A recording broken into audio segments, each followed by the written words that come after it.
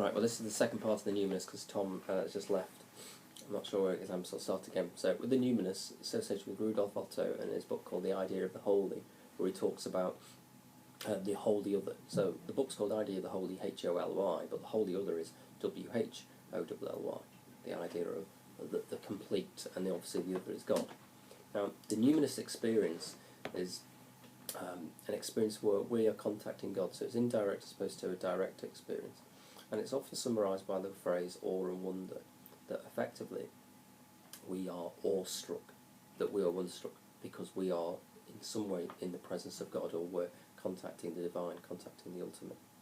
And it's often associated with going into a church, looking at a sunset, being struck by the majesty, if you like. And it's probably the most common experience when it comes to worship as well, simply feeling that you're in the presence of God. And we can also understand that it would be quite an accurate way of us contacting God, but less clear about the idea of revelation and God revealing his will. Now, following on from this, we've got William James and his mystical experience. Now, William James obviously didn't invent mystical experience, but he wrote a book called The Varieties of Religious Experience, which were based upon a series of lectures which he delivered, I think, at Edinburgh University, but I could be mistaken there, it might have been London, but it doesn't matter. And in it he had done a lot of research on the mystical experience. Now, Pseudo-Dionysius, right at the start with religious language, was a Christine mystic, and mysticism, the idea of transcending this mortal plane and contacting God, is something which is very common in the Eastern religions, Hinduism and Buddhism.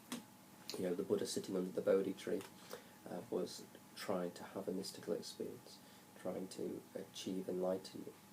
And for the Christian mystics, they're trying to experience God. And when they do contact God, if God is the infinite, if God is the transcendent being, well, we're not just going to have a mundane experience. It's not just like having a chat. And he said there were 4 qualities: ineffability, noetic quality, transiency and passivity. Now, noetic quality, starting with ineffability, is the idea that ultimately we can't describe, we can't explain this experience because it's indescribable. It's like no other experience. We can't compare it. It defies analogy. There's obviously then a problem with this if we can't ultimately convey the meaning from it.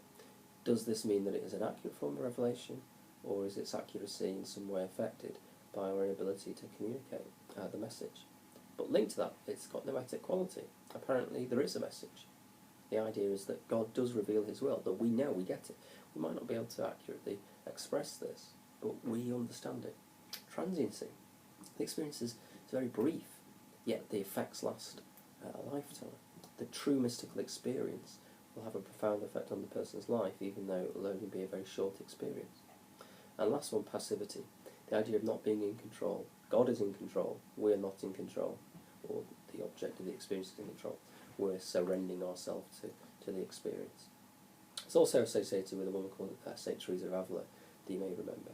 Now, she was a nun who had stigmata, had visions, had voices from Jesus, often talked about being married to Jesus and stuff, and many people have compared her types of experiences to that of sort of sexual bliss, and maybe the psychology of being a nun and repressing sexual desires has had an effect psychologically. And also she would have had numerous experiences. Next person to look at is the idea of Hick. Now, Hick obviously doesn't talk about specific religious experiences, but he talks about this thing called experiencing as, which was influenced by Wittgenstein and some of the things that he said about language and language game theory. Ultimately what Wittgenstein says is that what is not valid is looking at the experience from an objectivist point of view. You've got to look at it from a subjectivist point of view. Religious experience is genuine, and the reason it's genuine is because people believe that they have a contact with God, and it has a profound effect on them. So therefore they are having a religious experience, irrespective of whether it is directly from God, whether it's indirectly from God, or whether it's not from God. Because it's all about how we experience things. We experience things through a filter. Therefore that's what makes us religious. So the same event can be experienced in 2 different ways. For one person it can be a genuine religious experience, for another person it will not be. And last thing, I just want to clear up the idea of special and general revelation. Now, you will come across this in the textbooks. General revelation is the idea that we know God's will. God reveals his will simply through his creation. So in general terms. So we can say things like that God is omnipotent, God is all-loving, because of the world in which he's created. So this is a form of natural theology. Whereas special revelation is the direct form of revelation, where God, through the supernatural, through direct experience, says, have a bit of this, I want you to do that, or I want to do this. So example, Jonah and the whale. This is special revelation. But we could argue that all of the revelations that we just talked about are special revelation.